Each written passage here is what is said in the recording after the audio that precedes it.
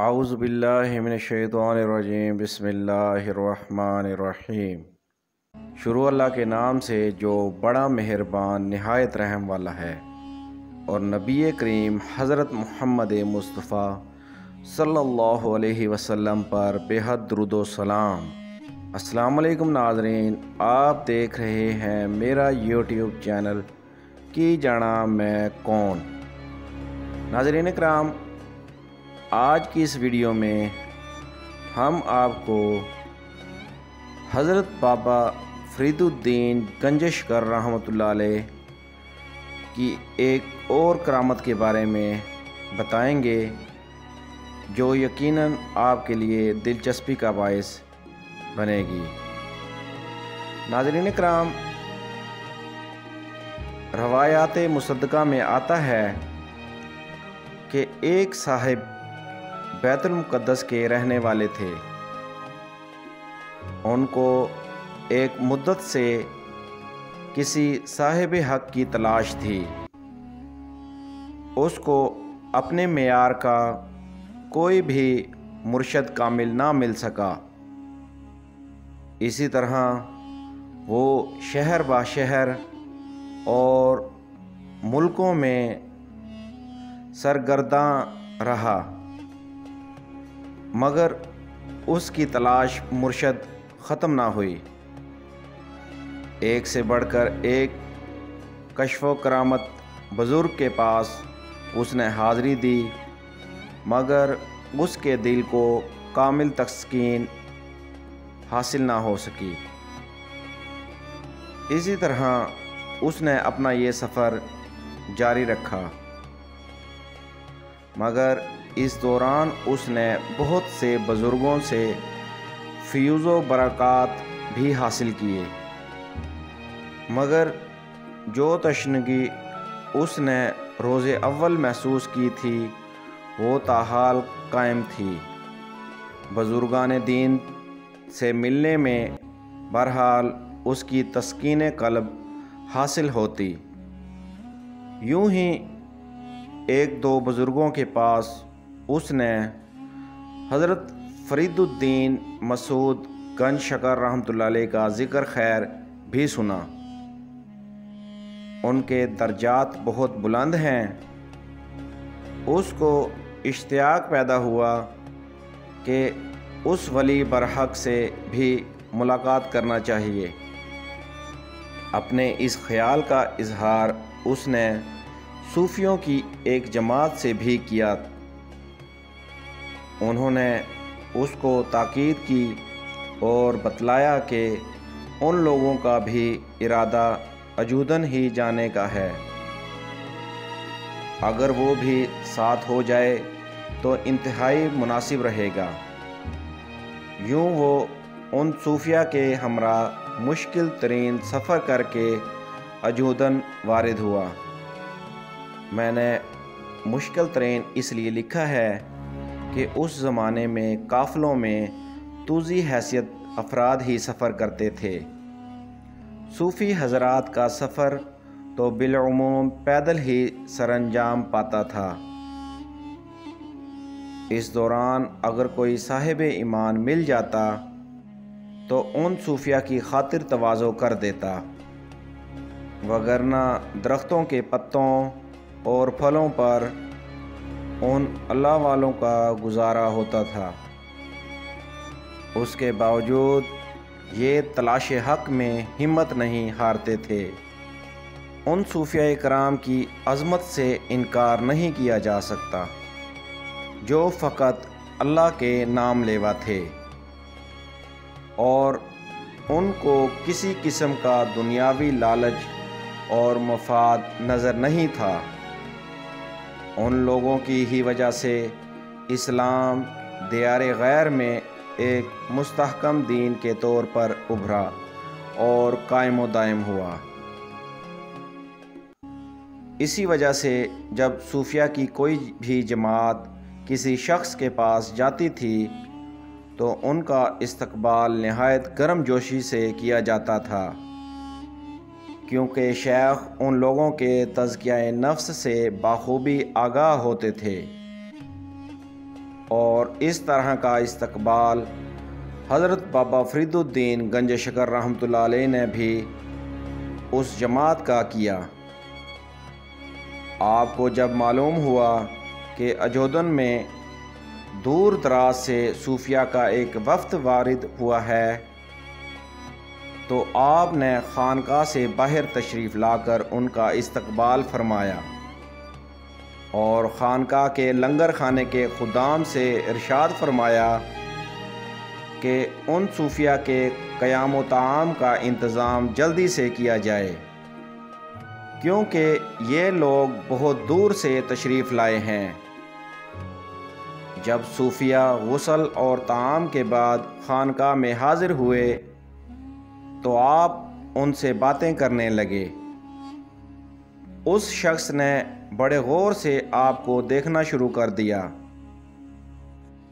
بار بار سر کو جھٹکتا تھا اور اپنے خیالات کو کسی اور طرف لے جاتا، مگر یکبارگی پھر کہیں خیالوں میں کھو جاتا۔ آپ اور خانقاہ میں موجود ارادت مندوں سے اس کی یہ کیفیت پوشیدہ نہ رہ سکی۔ سبھی اس کو بڑے غور سے دیکھ رہے تھے۔ وہ بول اٹھا، جناب، مجھے یقین کامل ہے کہ میری ملاقات آپ کے ساتھ بیت المقدس میں ہوئی تھی۔ دوران ملاقات آپ کا اسم شریف بھی دریافت کیا تھا اور آپ نے اپنا اسم گرامی فرید الدین مسعود بتایا تھا۔ اتنی دیر سے میں یہی سوچ رہا تھا کہ میری آپ کے ساتھ ملاقات کہاں ہوئی تھی۔ آپ رحمۃ اللہ علیہ نے مسکرا کر اس کی طرف دیکھا اور ارشاد فرمایا کہ جی ہاں، آپ درست فرماتے ہیں، ہماری ملاقات وہیں پر ہوئی تھی، مگر شاید آپ بھول رہے ہیں کہ آپ نے وعدہ فرمایا تھا کہ آپ اس کا ذکر کسی سے بھی نہیں کریں گے۔ مجھے اپنے وعدے سے انکار نہیں ہے، مگر اس وقت دراصل میں اس قدر خوشی محسوس کر رہا ہوں کہ ورافتگی کے عالم میں اپنے اس وعدہ کو فراموش کر بیٹھا۔ مجھے افسوس ہے۔ یہ سوال و جواب خانقاہ میں موجود سبھی حاضرین ملاحظہ فرما رہے تھے، کیونکہ یہ سب باتیں تخلیہ میں نہیں بلکہ اونچی آواز میں ہو رہی تھیں۔ مگر آپ کب بیت المقدس گئے تھے اور کب واپس تشریف لائے؟ کیونکہ ہم تو ابھی کچھ ہی دن ہوئے وہاں سے چلے تھے، مگر لگتا ہے کہ آپ تو وہاں پر گئے ہی نہیں، کیونکہ اس لباس میں آپ کو وہاں دیکھا تھا۔ میرے محترم، اللہ کے بندوں کے لیے ایک جگہ سے دوسری جگہ جانا اور واپس آنا چندہ مشکل امر نہیں ہے۔ ان کی نظروں کے سامنے تمام حجابات اٹھ جاتے ہیں اور ان کو بیت اللہ شریف، حرم نبوی صلی اللہ علیہ وسلم اور بیت المقدس جس وقت وہ چاہیں نظر آ سکتا ہے۔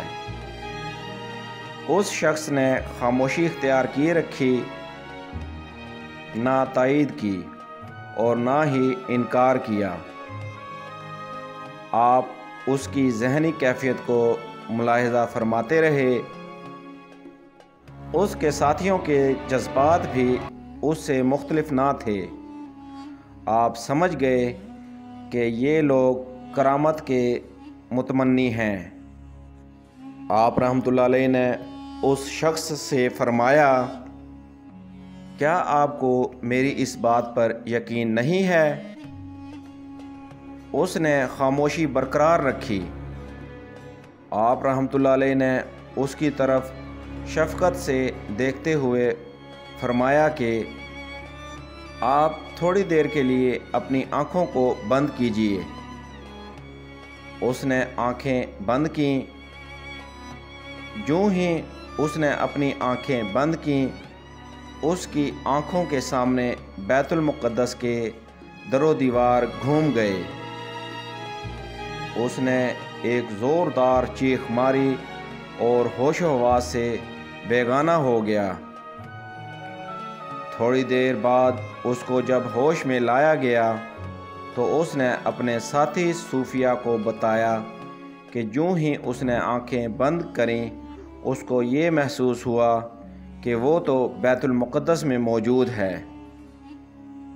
میرے دوستو، تم نے دوران سفر میرا بہت ساتھ دیا اور میری خاطرداری بہت عمدہ طریقے سے کی، مگر میں تم لوگوں کے ساتھ عرض کرتا ہوں کہ آج میرا سفر ختم ہو گیا اور میں نے لگتا ہے کہ اپنی منزل مقصود حاصل کر لی ہے۔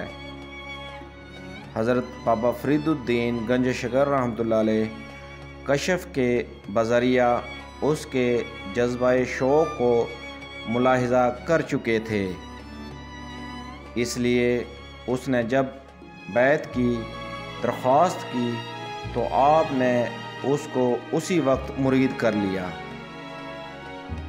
اور بہت ہی قلیل عرصے میں اس نے حضرت بابا فرید الدین گنج شکر رحمۃ اللہ علیہ سے فرقہ خلافت بھی حاصل کر لیا، کیونکہ وہ اس ماحول سے کلی طور پر واقف نہ تھا۔ اس لیے حضرت بابا فرید الدین گنج شکر رحمۃ اللہ علیہ نے اس کو چند نصیحتیں کر کے سستان روانہ کر دیا، جہاں اس شخص کی ضرورت ہوگی۔ یوں ایک کرامت نے ایک ایسے شخص کا مدتوں سے جاری سفر ختم کر دیا جو برسا برس سے ایک مرد حق کی تلاش میں سرگرداں تھا، اور اس کو اب یہ یقین ہونے لگا تھا کہ شاید اس کی تلاش ہی میں کوئی کمی رہ گئی ہے، مگر اس نے تلاش جاری رکھی اور کہنے لگا کہ مجھے تو اپنی تلاش کی کامیابی میں گھر جانا نصیب نہ ہوگا۔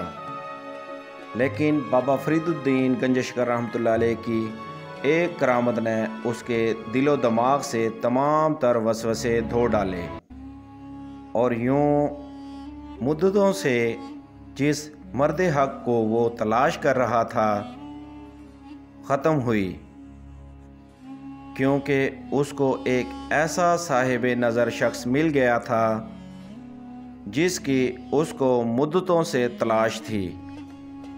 حضرت بابا فرید الدین گنج شکر رحمۃ اللہ علیہ سے جب کرامات کا ظہور ہوتا تو لوگوں کو بڑا تعجب ہوتا تھا۔ آپ رحمۃ اللہ علیہ نے ان کو حیران کن نظروں کا مفہوم سمجھاتے ہوئے ایک مرتبہ ارشاد فرمایا تھا کہ 40 برس تک اس بندہ مسعود نے وہی کیا جو اللہ تعالیٰ نے فرمایا۔ اب چند برسوں سے مسعود جو چاہتا ہے اللہ تعالیٰ اس کو پورا فرما دیتا ہے۔ ناظرین کرام، ویڈیو پسند آنے کی صورت میں ہمارے چینل کو ضرور سبسکرائب کریں اور بیل آئیکن کے بٹن کو کلک کریں تاکہ ہماری آئندہ آنے والی مزید معلوماتی ویڈیوز آپ تک پہنچتی رہیں۔ انشاءاللہ جلد ایک نئی ویڈیو کے ساتھ حاضر ہوں گے۔ اللہ نگہبان۔